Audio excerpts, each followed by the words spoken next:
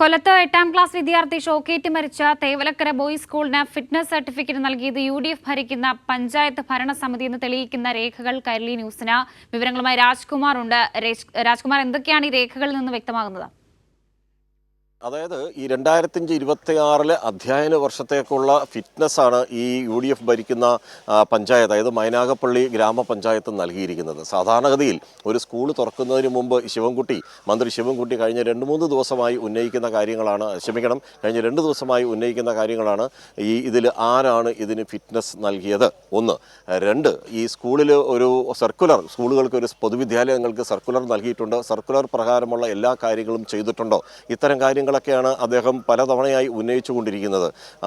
സ്വാഭാവികമായും ഈ സ്കൂളിന് ഫിറ്റ്നസ് കൊടുക്കണമെങ്കിൽ ആ സ്കൂളിന് ഈ പറയുന്ന ഇതനുസരിച്ചിട്ടുള്ള എല്ലാ മാനദണ്ഡങ്ങളും ഉറപ്പാക്കണമെന്ന വ്യവസ്ഥ കൂടിയാണത്. ഇപ്പോൾ ഈ പറയുന്ന ഈ കെട്ടിടങ്ങൾ സ്കൂൾ പ്രവർത്തിക്കുന്ന പല കെട്ടിടങ്ങളുണ്ട്. ആ ഓരോ കെട്ടിടങ്ങൾക്കും അത് പരിശോധിച്ച് ഇവിടെ ക്ലാസ് നടത്താൻ അനുയോജ്യമാണ് എന്ന് പറയുന്ന ആ ഒരു ഫിറ്റ്നസ് സർട്ടിഫിക്കറ്റ് ഈ ഗ്രാമപഞ്ചായത്തിൻ്റെ പൊതുമരാമത്ത് കെട്ടിട ഉദ്യോഗസ്ഥയായ AE ആണ് അത് നൽകേണ്ടുന്നത്. അത് ഭരണസമിതിയുടെ കൂടി നിലപാടനുസരിച്ച് മാത്രമേ ഒരു AEക്ക് അവിടെ പ്രവർത്തിക്കാനും കഴിയൂ. UDF ഭരിക്കുന്ന പഞ്ചായത്ത് കൂടിയാണ്. അവർ നൽകിയ ആ ഒരു ഫിറ്റ്നസ് സർട്ടിഫിക്കറ്റ് കൊണ്ടാണ് നിലവിൽ ഈ സ്കൂളിൽ ഇപ്പോൾ അധ്യയന വർഷം ആരംഭിച്ചതും അതിപ്പോൾ ഇത് പ്രവർത്തിക്കുകയും ചെയ്യുന്നത്. പക്ഷേ നിർഭാഗ്യവശാൽ ഇതേ കെട്ടിടത്തിൻ്റെ ഇത് മുകളിൽ തൊട്ടടുത്തുകൂടി കടന്നു പോകുന്ന വൈദ്യുതി ലൈനിൽ ഷോക്കേറ്റാണ് നമ്മുടെ മിഥുൻ ഇന്ന് കേരളത്തോട് വിട പറഞ്ഞിരിക്കുന്നത്, അല്ലെങ്കിൽ നമ്മളെ വിട്ട് പിരിഞ്ഞു പോയിരിക്കുന്നത്. അതിന് ഉത്തരവാദികൾ സ്കൂൾ മാനേജ്മെൻറ്റ് എന്ന് ആ ഒരു ഭാഗത്ത് ഈ പൊതുവിദ്യാഭ്യാസ വകുപ്പ് കണ്ടെത്തിയിരിക്കുന്നു. 2. വൈദ്യുതി വകുപ്പ് ഉദ്യോഗസ്ഥർക്ക് ഇതിൽ വീഴ്ച സംഭവിച്ചുവെന്ന് വൈദ്യുതി വകുപ്പ് തന്നെ ഇക്കാര്യത്തിൽ കണ്ടെത്തിയിരിക്കുന്നു. ഒപ്പം ഇനി ഇക്കാര്യത്തിൽ ഇത് ഫിറ്റ്നസ് നൽകിയ മൈനാഗപ്പള്ളി ഗ്രാമപഞ്ചായത്തിനും സമാധാനം പറയേണ്ടി വരും. അത് ഇന്ന് സ്കൂൾ മാനേജർ തന്നെ ഇക്കാര്യം വ്യക്തമാക്കിയിട്ടുണ്ട്. 1. 2. ഈ മൈനാഗപ്പള്ളി ഗ്രാമപഞ്ചായത്തിൻ്റെ പ്രതിപക്ഷ നേതാവ് കൂടിയായിട്ടുള്ള ബിന്ദു മോഹൻ അവരും ഇക്കാര്യത്തിൽ നിലപാട് വ്യക്തമാക്കിയിട്ടുണ്ട്. ഇതിൽ ബന്ധപ്പെട്ട ഈ ഭരണസമിതി സമാധാനം പറയണം. ഭരണസമിതിയാണ് ഈ ഫിറ്റ്നസ് സർട്ടിഫിക്കറ്റ് നൽകാൻ മുൻകൈ എടുത്തതും അത്തരം കാര്യങ്ങൾ നിലപാട് സ്വീകരിക്കുന്നത് ആ ഭരണസമിതിയുടെ നയത്തിൻ്റെ ഭാഗം കൂടിയാണ്.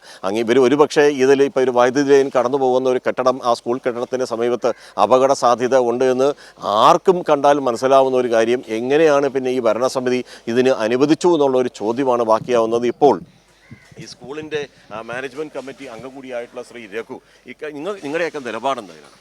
നിങ്ങളുടെയൊക്കെ നിലപാടെന്ന് പറയുമ്പോൾ ഈ സ്കൂൾ അധ്യയന വർഷം ആരംഭിക്കുന്നതിൻ്റെ മുന്നോടിയായിട്ട് ഈ സ്കൂൾ ഫിറ്റ്നസ് അത് തന്നത് മൈനാഗപ്പള്ളി ഗ്രാമപഞ്ചായത്താണ്.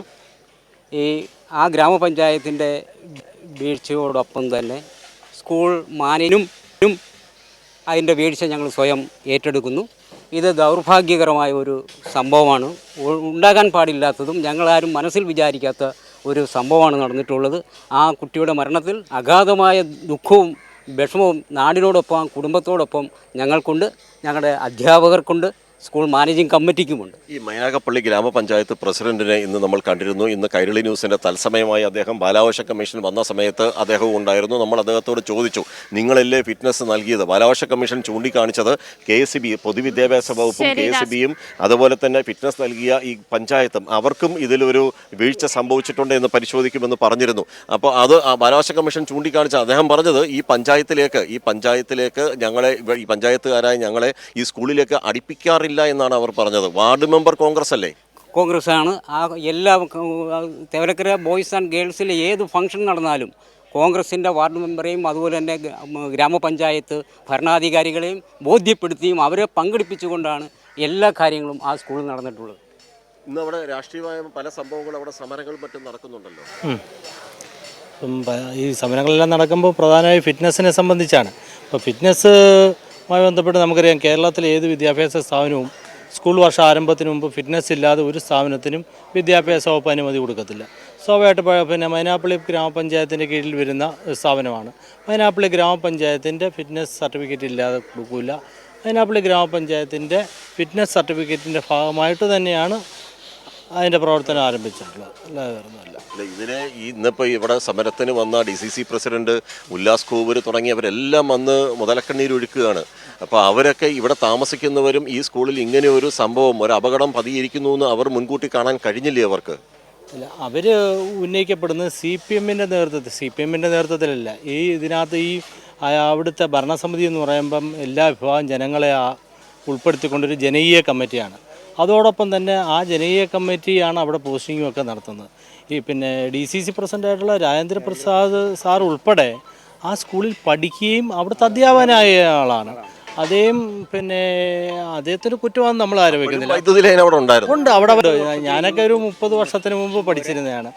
അപ്പോഴും അവിടെ ആ വൈദ്യുതി ലൈനുണ്ട്. അതേ അവിടുത്തെ അധ്യാപകനായിരുന്നു, എന്നെ പഠിപ്പിക്കുകയൊക്കെ ചെയ്തത്. അത് അദ്ദേഹത്തെ കുറ്റപ്പെടുത്തില്ല. പക്ഷെ അന്നൊന്നും ഇതൊന്നും ഒരു പ്രശ്നമായി വന്നില്ല. അതാണൊരു പ്രധാനപ്പെട്ട വിഷയം. ഇപ്പോൾ പ്രശ്നമായപ്പോഴാണ് ഇതിനെല്ലാം സ്വാഭാവികമായിട്ടും നമ്മൾ സ്കൂൾ മാനേജ്മെന്റ് തലയിലായി ഇവരെല്ലാം നിരപരാധികളുമായി. ആ സ്കൂളിന് 100 വർഷത്തിലധികം പാരമ്പര്യമുള്ള നല്ല ഇവിടെയാണ് ഇതിന്റെ ഭരണസമിതി അംഗങ്ങളിൽ കോൺഗ്രസിന്റെ പഞ്ചായത്ത് പ്രസിഡന്റായിരുന്ന PC കോശി വൈദ്യൻ ഉൾപ്പെടെ ഭരണസമിതി അംഗം പ്രസിഡന്റ് കോൺഗ്രസ് നേതാവെന്ന് പറഞ്ഞു. ശരി രാജ്കുമാർ, എന്തായാലും തുടരുക. ഈ സ്കൂളിന് അതിന് ഫിറ്റ്നസ് സർട്ടിഫിക്കറ്റ് കൊടുത്തത് കോൺഗ്രസ് ഭരിക്കുന്ന പഞ്ചായത്താണ് എന്നുള്ളതാണ് ഏറ്റവും പ്രധാനപ്പെട്ട കാര്യം. ഈ സ്കൂൾ തുറന്ന് അധ്യയന വർഷം ആരംഭിക്കുന്നതിന് മുൻപൊക്കെ ഫിറ്റ്നസ് സർട്ടിഫിക്കറ്റ് നൽകുക എന്നുള്ളത് പ്രധാനപ്പെട്ട കാര്യമാണ്. അത് ചില മാനദണ്ഡങ്ങൾക്കനുസരിച്ചായിരിക്കും അത് നൽകുക. എന്നാൽ ആ മാനദണ്ഡങ്ങളൊന്നും പാലിക്കാതെയാണ് UDF ഭരിക്കുന്ന പഞ്ചായത്ത് സ്കൂളിന് ഫിറ്റ്നസ് സർട്ടിഫിക്കറ്റ് നൽകിയത് എന്നുള്ളതാണ് പ്രദേശവാസികളും ഒക്കെ പറയുന്നത്. രാജ്കുമാറാണ് വിവരങ്ങൾ നൽകിയത്.